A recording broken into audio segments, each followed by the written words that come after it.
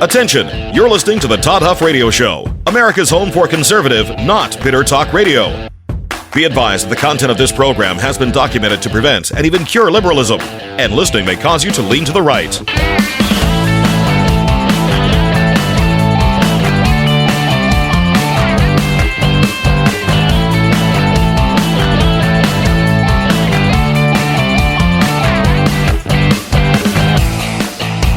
Here's your conservative, but not bitter host, Todd Huff. Yes, that is right, my friends.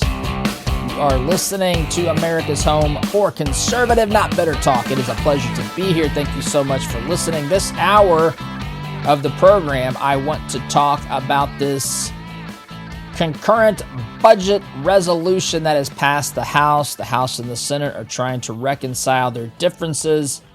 I want to talk a little bit about this. Boy, there's other things in the stack of stuff that I want to get to, time permitting as well, including, I don't know if you saw this, Scott Jennings on CNN. I don't watch CNN, but I watch a lot of these clips of Scott Jennings.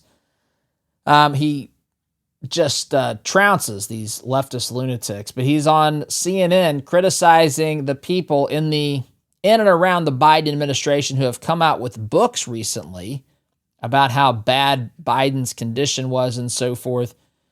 And Scott Jennings had some very accurate and harsh commentary on that. And time permitting, I'll get to that. I do want to get to something as well in the last segment of the program today that I will make sure that I get to.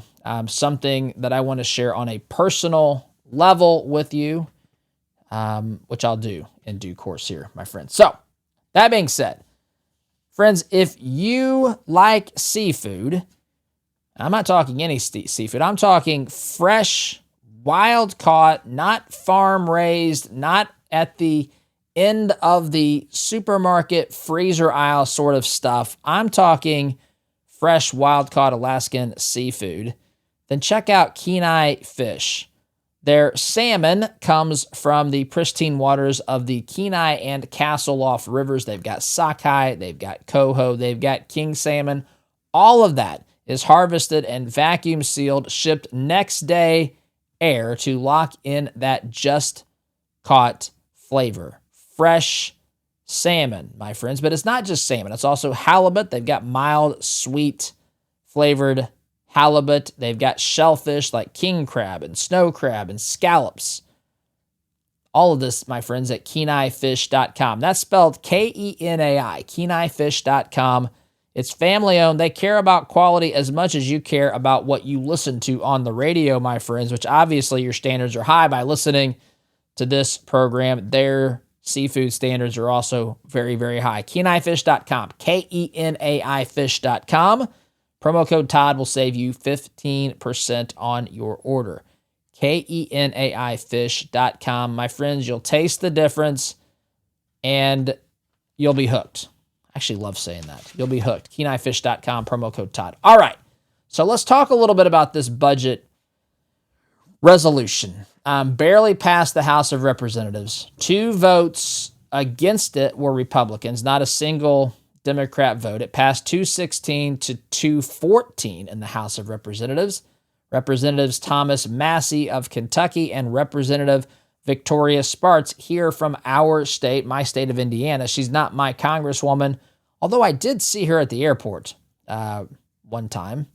Anyway, she's been interviewed on this program as well, but she also voted against this budget resolution. So, let me summarize what is in this budget resolution. We'll talk about this in general, some of what's going on, some specifics as well. But let me give you the summary at first. So the deficit and debt. This resolution allows for up to $3.3 trillion dollars in new borrowing over the next 10 years. It projects the gross deficit increases of $4.8 trillion, partially offset by $1.5 trillion in decreases, meaning tax cuts, which are part of this.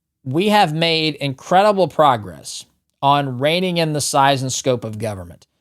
It's still a goal of Doge to cut $1 trillion from waste, fraud, and abuse, whatever you want to call this, what Doge is doing.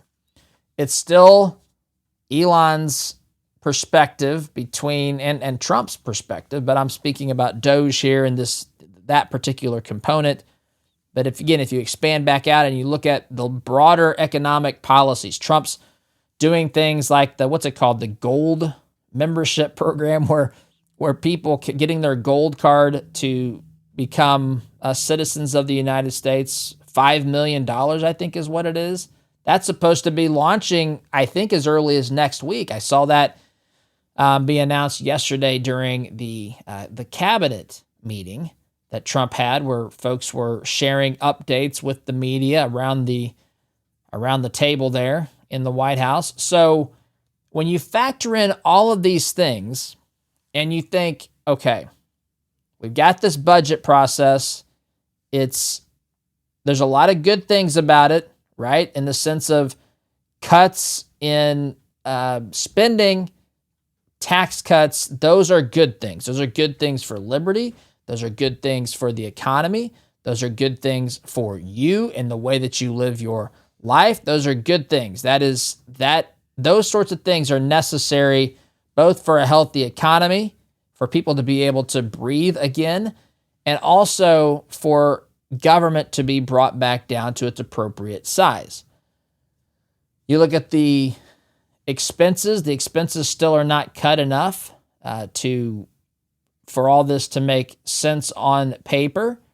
But again, in the larger scheme of things, what else are we going to be able to save, and what other sorts of things, like with this gold card or whatever it's called, how much more revenue can be brought in? If the tariffs are around, even though there will be impact on exports, could we see more revenues on imports? We will with the tariffs, of course, but how many of those things are not going to be sent? I shared with you yesterday, the Christmas ornament folks in China said that they've gotten no orders since these tariffs had started, and people are beginning to think about what that means long term, and they're normally getting those orders by now. So there's going to be some consequences to all of this. China, by the way, has also upped their tariffs on U.S. goods to 125%. Xi Jinping says he's not afraid of heading down this road. Of course, this is all predictable, but there is an end coming to this. This can't go on indefinitely into the future. Something's going to have to give here. And again, I still think when the dust settles, Trump is going to walk away, and the American people, more importantly, are going to walk away with a better scenario economically, international trade-wise, than we had 30 days ago. So I don't have all the answers here. I think the challenge, and this is just me being candid with you, the challenge in all of this is not becoming too idealistic, while at the same time realizing that you have to demand for these things to change or they never will.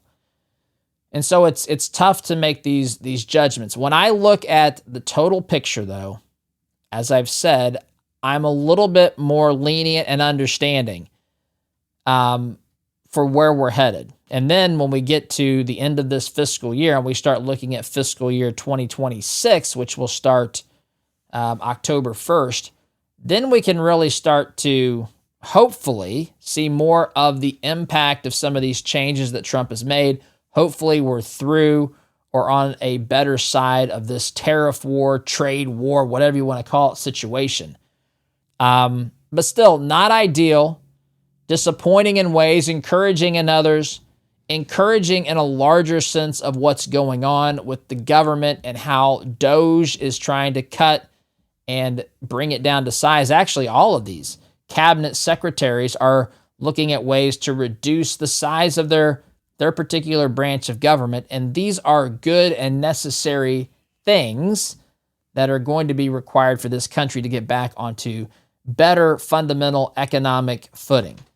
So I think, I've heard someone say before, if you want to know if you found a winning piece of legislation, for example, or some negotiated deal, if neither side is completely content with it, it's a sign that, maybe this is the best that we can do at the moment. But now, I say all of that to say we cannot give up these core principles that say now we're moving towards a total scenario, economic scenario, whereby we have to be more insistent on balancing the budget, on reducing the debt, on getting rid of the shenanigans and the nonsense. Congress should seek to codify as much of this as they can, as much of the DOGE cuts as they can into law, so that the next administration can't just come back, if it's a Democratic administration, for example, and just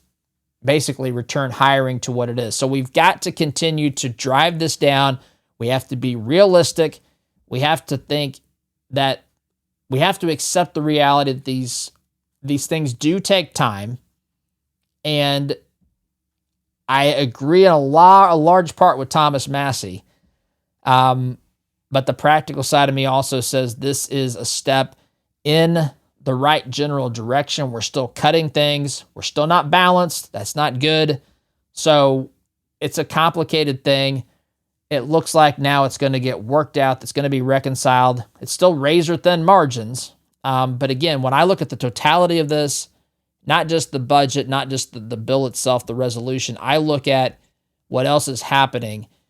And I'm a little bit more lenient and understanding than I would normally be, because I see the bigger picture of what's trying to of what we're trying to do, what the administration is trying to do, and I still have faith in this.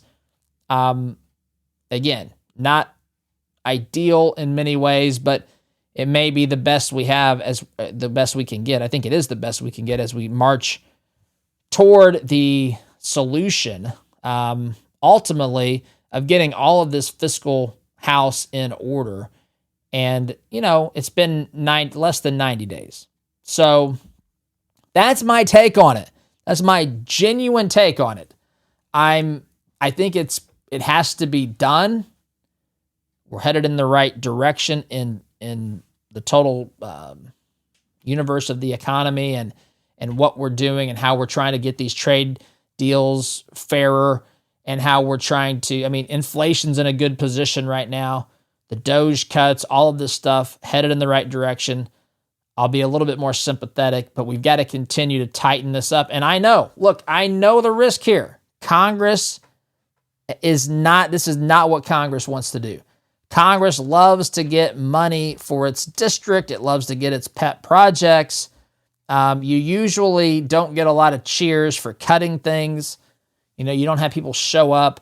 Oftentimes, although that's changed maybe a little bit, people don't come and cheer when you cut things. You usually have the people who benefit from something being added to the budget, and then they go and they, bring people to cheer when the money is being increased and spent on their particular interests. So it's a tricky thing to navigate.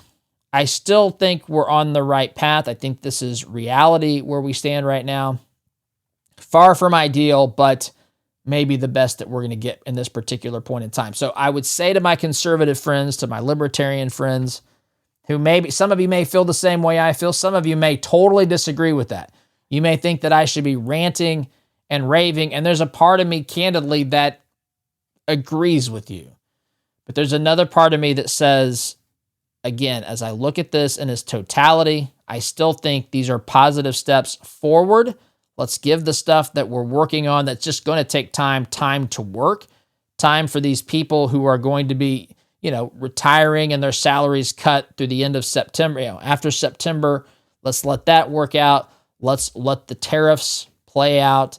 Let's let this gold card. Let's see what happens with this. People mock this. Maybe it will be a flop, but maybe it will bring in a lot of money to, again, the bottom line, which could begin to start to chip away at this $2 trillion typical hole that we find ourselves in recently each and every year. So that's my thoughts on the issue. So That's all I'm going to say about that right now.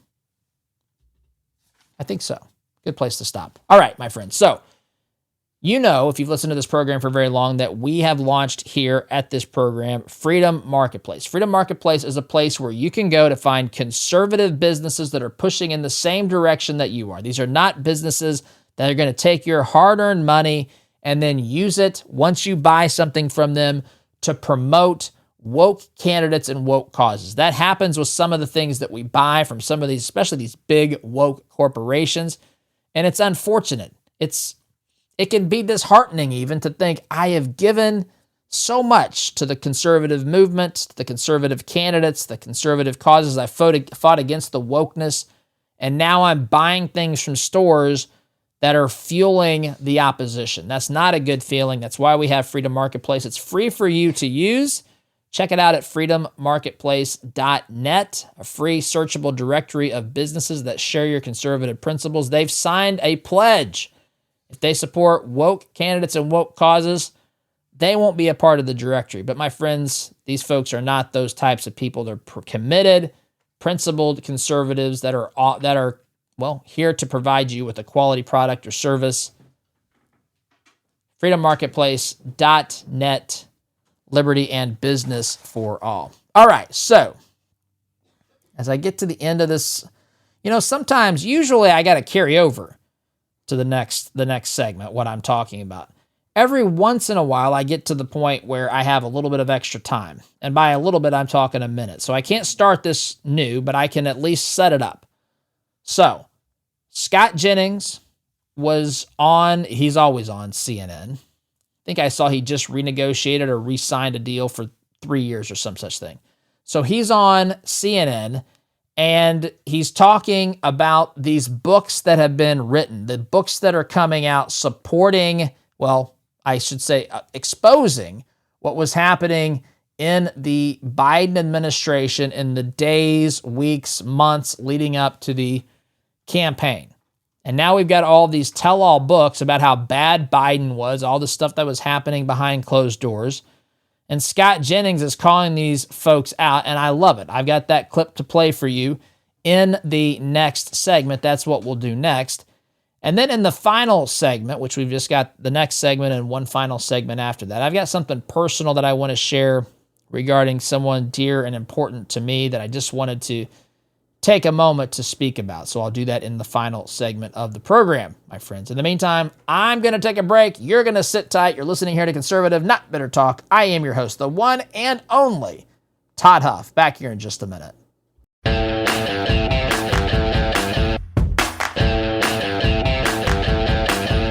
Welcome back, my friends. I told you before the break we were going to share this soundbite of Scott Jennings on CNN calling out the latest in the drama from the Democrats, the inexcusable behavior here, by the way. Headline, this is actually at thepopulisttimes.com. It's on the stack of stuff if you want to take a look yourself. Can all be told now. That's the heading of this headline of the story. Scott Jennings shreds journalists profiting from books on Biden's decline they suppressed. Written by Martin Tribe. Here's what it says. CNN's Scott Jennings has slammed liberal journalists trying to cash out on the truth they helped suppress by churning out a, quote, tell-all book when it is now convenient. During CNN's Table for Five, I guess that's the name of it. I didn't know that was the name of the show. I knew Fox had The Five. CNN's got Table for Five. Scott Jennings exposed the author's attempt to rewrite history and hoodwink the same Americans they gaslighted for 4 years about Biden's physical and cognitive decline. And so that's the background for this. I'm going to play the clip. Again, he's on this show. What's it called? The Table for Five. Okay, whatever. Scott Jennings is the only bright spot on this show. I guess occasionally there's someone else on there that makes sense. But in general, Scott Jennings is the sole beacon of light and sanity on these programs. But that being said, let's play the clip. Scott Jennings on Table for Five calling out these folks who gaslit us and hid from us the realities concerning Biden's mental acuity, cognitive abilities, physical abilities as president and as president of the United States, most importantly perhaps, but also as candidate to be this, run a second term, to have a second term as president of the United States. Now they're all writing these books exposing what was really going on, keeping it hidden behind the scenes, but now they're ready to make money off of it and expose what's going on. Scott Jennings has a problem with that. You should, my friends, as well. Here he is. I was going to criticize President Obama, but you handled it. So, thank you. These books, first of all, seeing that video of Kamala Harris and then these videos of Tim Walz the last few days, man, did we dodge a bullet. We sure Lord did. Have mercy. These books coming out. Walking into the fire right now, Scott. These books coming out. It can all be told now. I mean, I sat here all during the campaign and was assured Joe Biden was fine. Kamala Harris had the most organic, grassroots-driven campaign. The Democrats were unified. We had a campaign of joy. Oh, yes. And everything was hunky-dory. That's what I was told night after night after night. Mm-hmm. And now all the books are coming out, and it's amazing because a lot of the people who were telling those lies are now going to get paid to write those books. I think a lot of people, it's crazy. Yeah, I think a lot of people. Yeah, so now they're safe. Now they're safe. Remember back in 2024, or even basically, I remember talking about some of these things before the 2020 election. But in 2024 in particular, they refused to accept that Joseph Robinette bribery was having cognitive issues. They refused to accept it. Remember, we've talked about this. You know this. You've seen this with your own two eyes. You've seen how President Biden basically was hidden from the American people. They hid him during the first term, his first campaign. Remember, they put him in the basement. Remember COVID? Remember when they had him on stage and people were sitting in their cars honking their horns when he was speaking? You remember this. I remember talking about this. I remember saying the only reason that those car horns are honking are because people were dozing off and their heads were hitting the horns. I remember this. I remember watching campaign events where they would draw a circle on the ground with chalk. You had to stand in that circle, my friends. It reminds me when I was in Little League Baseball, Pee Wee Baseball. You had a player that would play, what was the pitcher's helper or some such thing. The coach would pitch, but there was a pitcher. Even though the kid didn't pitch, the kid played pitcher's helper. I played that. And basically, when you got the ball inside the circle, the runners could no longer advance if they were not halfway to their base. I remember we had hash marks halfway between the bases. And so if the pitcher, or whatever we called him back then, didn't have control of the baseball inside the circle, runners could advance. If they crossed the midway point, that crossed the hash, they could then advance to the next base.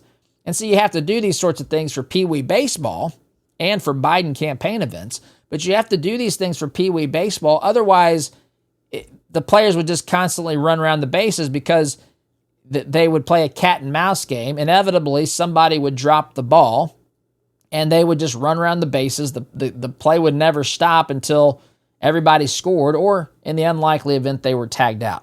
And so that's how many Pee Wee leagues were handled when I play. I don't know how they're handled now, but that's how it was. Gee whiz, we're talking 40 years ago, my friends. It's been a minute. So anyway, that's what it was like. Biden had people in circles, and during COVID, remember this. Remember when he was yelling at the geese from his basement? I remember this. Remember talking about it on this program. Yelling at the geese on his pond. I kid you not. I commented on it, talking about Biden campaigning in the basement. People were saying Biden is hiding. I said it was their best campaign strategy. This was what we were dealing with. But it didn't stop there. It turns out the reason they kept him hidden wasn't just because he was a gaffe machine, but because he was simply not quick on his feet. He was in obvious decline. I've said on this program many times that the Democrat Party power brokers made the decision before Super Tuesday in 2020, after Biden won South Carolina's primary over the weekend. They called all the other candidates and they said it's time to drop out. Pete Buttigieg, Amy Klobuchar, Pocahontas hung in there a little bit longer. By the way, I can say that I am the official spokesperson for the Pocahontas family. I am documented to be the 13th great-grandson by genealogy of Pocahontas, which is really pretty cool. But so I can say it about Elizabeth Warren pretending to be Pocahontas, pretending to be Native American. But the point here is that this was the strategy. Democrat Party got together. They said the best chance we have of winning against Trump is to have Biden. And I remember commenting at the time, telling you, I was saying, look, it's a sad state of affairs, but I can't say I disagree because who else? You got to put someone on the ticket. Who else is on the ticket? The only person to beat Trump, whatever you think about that, the only person to beat Trump on the ballot is Joseph Robinette Bribery. Hillary Clinton couldn't do it. Kamala Harris couldn't do it. So again, whatever you think about that, that's a loaded topic. But the point is, that's what they decided. They knew they had to get everybody behind one candidate during the primary because Bernie Sanders was the other alternative and they didn't want him. And so lo and behold, they came up with the strategy of hiding Biden. They knew at the time. I've said this. I stand by this. I am convinced of this. The people who picked Biden by hand in 2020 to be the candidate, they knew of his cognitive decline. They knew that he was not in good shape. They knew he was not capable of being commander-in-chief, but they were okay with that because he could be the figurehead and they could be the ones calling the shots behind the scenes. In fact, they might have even preferred that. They don't have to actually run themselves and win an election. They can manage the strings of the puppet behind the scenes, and that's what happened. Then we saw what happened in 2024 in July on the debate stage. All the world saw this. This is why they moved the debates up. They wanted to give themselves time to react. Had Biden had a moment of complete collapse, which he did, and they knew this. They all knew this. Karine Jean-Pierre was out there telling the American people, when I go in there to meet with Biden, it is the most intimidating thing ever. He's just rapid fire questions. You better be on your toes with this guy. This is how they were talking about it. Now they're all out there writing books, telling us just how bad it was behind the scenes. These folks are gaslighting, liars, manipulators, seeking profit over everything else, seeking politics first over profit, seeking power, seeking to mislead you. They do not care. They do not care. And now they've got the audacity, some of these folks, to write books exposing the things that they were hiding from us not even 1 year ago. It's reprehensible. It shows you who these folks really are, what they believe, and why there's a massive, massive moral problem, moral crisis within the Democrat Party, specifically the godless, morally bankrupt radical left. So that's all I want to say about that as I look at the clock here, my friends. But I know you love this country. I know you care about the future of this country for your sake, for your family's sake, for your fellow Americans' sake, my friends. And in order to engage in this fight, you have to remain healthy. One way you can do that is by taking care of your heart, monitoring your cholesterol, keeping it low. You can do that with Solti. It's a clinically proven product. It's natural. It's a supplement that you can take daily. 2 Solti soft gels a day is all you have to do. It's been proven. Science has spoken to lower cholesterol. No prescriptions. It's not a drug. No doctor's visits.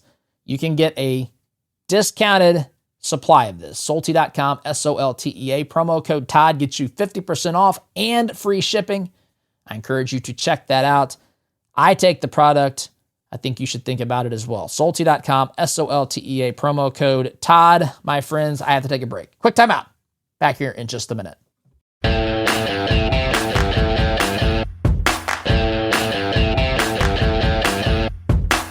Welcome back, my friends. This is the last segment of the day of the week, in fact. And I want to share. I told you earlier I wanted to share something personal with you. And this is, look, we have fun on here. We talk about things that are important. Occasionally I talk about things, I think we talk about things that are important a lot, but occasionally some things that are personal. And I wanted to share something about a dear friend, and this is going to be difficult for me, so bear with me. But I lost a dear friend this past weekend. His name was Brad. And actually, if you've listened to this program for a while, and I'm talking back to when we started, back in 2015, I interviewed Brad. Brad was a marketer. Brad was just a loyal, very strong, just incredibly intelligent, brilliant guy. And we talked on this program about Trump's kind of position in the campaign, how Trump was trying to stand out as different. You might remember that goes back to probably, I think it was after Trump won the election. Maybe it was during the campaign. The first time. I don't remember exactly. But he's been on this program before. But he was a dear friend. I worked with Brad at his marketing agency. He hired me when probably he didn't have any business hiring some ignorant kid back in the day. But I grew very, very fond of Brad. He was a godsend to me personally in some of my greatest times of difficulty. He was a trusted advisor, a friend, a fellow believer, follower of Jesus, and he's going to be greatly, greatly missed. He even had a hand, and I wanted to share this with you specifically because you hear me say this every single day. He had a hand in the creation of this program's brand, slogan, if you will. Conservative, not bitter. That's something that he and I talked a lot about when I was starting this program. You know, one of the things that's important is to find your voice, find your identity, and stick to it and cling to it. And I just kept coming back to a phrase, conservative, not bitter, and we talked about it and we hammered it out, and he helped me with that. And to whatever, it's funny, he helped me from his own knowledge and experience, and whatever I brought to the table when I came up with that, it was the result of what I'd learned from him and his team, his wife there at Jarbo as well, who's a dear friend of mine too, Joan. And so he helped come up with that. He helped with so many things as we started this program. I mean, folks, I started from a bedroom closet, and this guy was supportive of me. He talked politics with me. He talked Bible with me. He talked Jesus with me. He talked, advertisers have been brought to this program through Brad, and I'm grateful. And friends, I wanted to say this about Brad. He left his fingerprints all over our community. I realize this anyway, but sometimes you don't get, I still don't think I've got the full scope of it, the impact he had on his community. But as I was there during the visitation on Wednesday evening, there was a large picture, Brad, that you could sign and write something on. And I wrote that. I said, everywhere I look, I see your fingerprints. Everywhere. I mean, obviously with his children, with his wife, with his business, with the way that he impacted my life, but also in that community. There were a ton of people that came.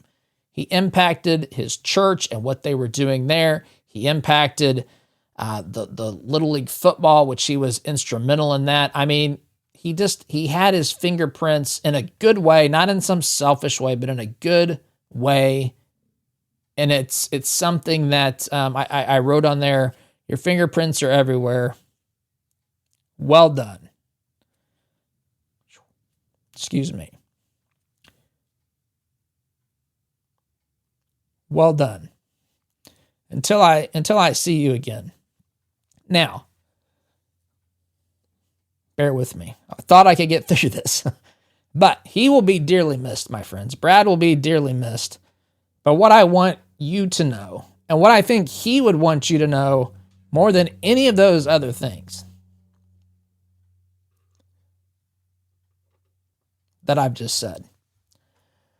I think he would want you to know, actually, I know it, is that those who are in Christ Jesus, they will see him again. And I say this to you, you don't know Brad. You might have heard him. You might have seen a piece of him through listening to me in this program because of the impact he had on me. But I'll say this.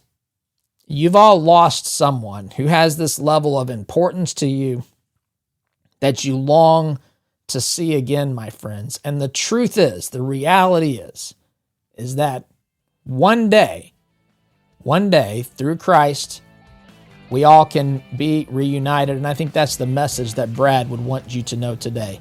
Trust in Jesus, my friends. I've got to go. Have a great day. SDG.